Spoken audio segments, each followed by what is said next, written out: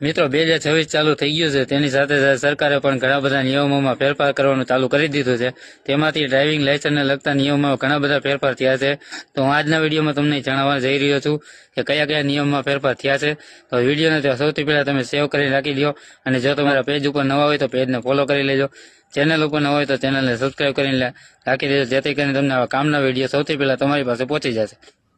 તો ચાલો તમને ફટોફટ જણાવી દઉં કે સરકારે તેના અલગ અલગ દંડમાં કઈ રીતના એમાં ફેરફાર કર્યો છે અને કેટલો દંડ વધારો કર્યો છે. તો ચાલો સૌથી પહેલા તમને કહી દઉં કે ટુ વ્હીલરમાં જો તમે લાયસન્સ વગર પકડાશો, તમારી પાસે લાયસન્સ નથી અને ડ્રાઇવિંગ કરો છો, તેવી રીતના તમે પકડાશો તો તમારે 5,000 સુધીનો દંડ આવી શકે.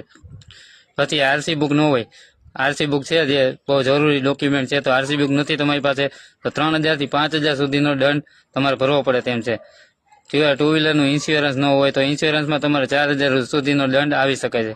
ટુ વ્હીલર હેલ્મેટ વગર જો તમે ફરે હોય હાઈવે ઉપર, તમે અત્યારે ખબર છે નિયમ પ્રમાણે હાઈવે ઉપર તમારે હેલ્મેટ ફરજિયાત પહેરવું જરૂરી છે.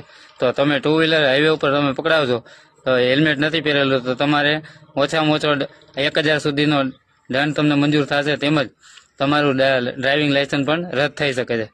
તેમજ ફોર વ્હીલર હોય તો ફોર વ્હીલર સીટ બેલ્ટ વગર તમે ચલાવો છો તો તમારે 1,000 સુધીનો દંડ ભરવો પડે તેમ છે. તેમજ ઓવર સ્પીડમાં કાર હોય તો કારનો 1,000 અને 2,000 સુધીનું તમને દંડ આવી શકે છે. તેમજ કાર તમે દારૂ પીને તમે ચલાવતા હોય અને આવી રીતના તમે પકડાવશો તો તમારે ઓછામાં ઓછો 10,000 સુધીનો દંડ આવશે. તેમજ જેલ પણ થઈ શકે છે.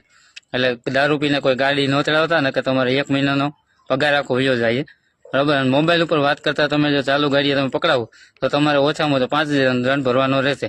તો આવી રીતના અલગ અલગ કેટલા બધા નિયમ બનાવેલા છે જેનાથી તમારે બચવાની જરૂર છે. અને તમારા કાગળિયા જો તમારા ગાડીના કમ્પ્લીટ ન હોય તો આ મહિને જ કરાવી લેજો, કેમ કે 2024માં આ નિયમો તાત્કાલિક ધોરણે ચાલુ કરવાના છે. અને તેના માટે અલગ અલગ પ્રકારના અત્યારે ડ્રાઇવિંગને લગતા નિયમ બહાર પાડ્યા છે.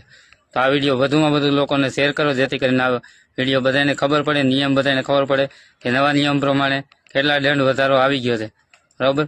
તો ચાલો આજના વિડીયોમાં એટલું છે. વિડીયોને વધુમાં વધુ શેર કરજો. વિડીયો ગમ્યો હોય તો લાઇક કરી દેજો. અને શું તમને આ નિયમની ખબર હતી તો નિયમને ખબર હોય તો તમે કમેન્ટમાં જણાવી દેજો.